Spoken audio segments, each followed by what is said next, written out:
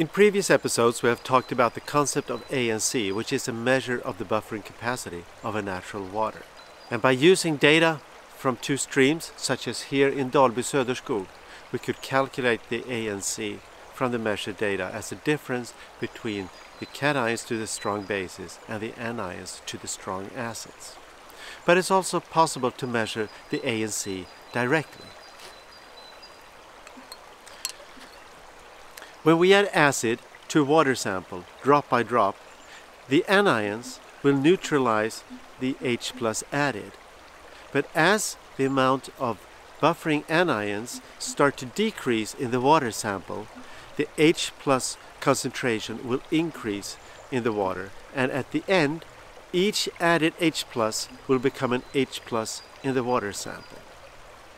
In the Gran Plot, we plot the amount of H+ in the water sample versus the amount of acid added per liter of initial water sample. And by making a plot, we can determine the ANC directly from the experimental data.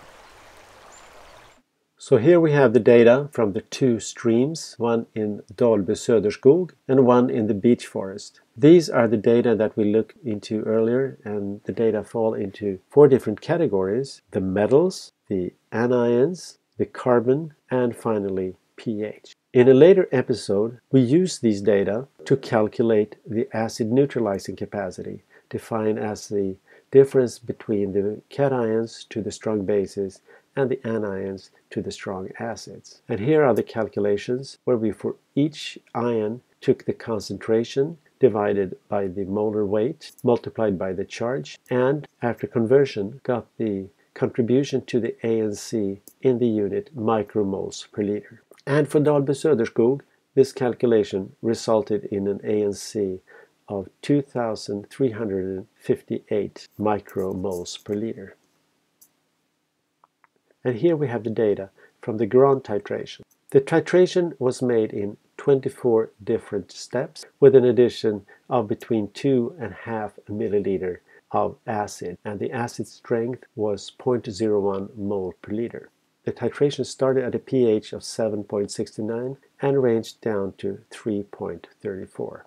In the Gran Plot, we should have the acid added on the x-axis, and we get that number by taking the number of milliliters added divided by the number of milliliters in the sample, which is 100.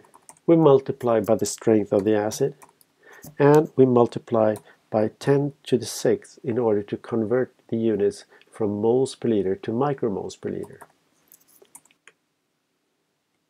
On the y-axis of the Gran Plot, we have the number of H+ ions in solution. And we get that by taking the volume of the sample, which is 100 milliliter, plus the amount of acid added, and then we multiply by the number of H+ ions. And in this case, I'm going to multiply by 1000 in order to convert the units.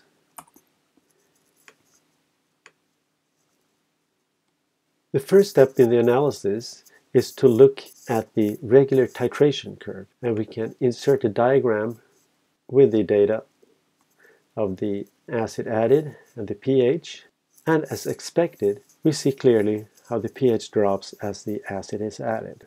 For the Gran Plot, we will take the acid added per unit volume and plot it versus the H+ in solution.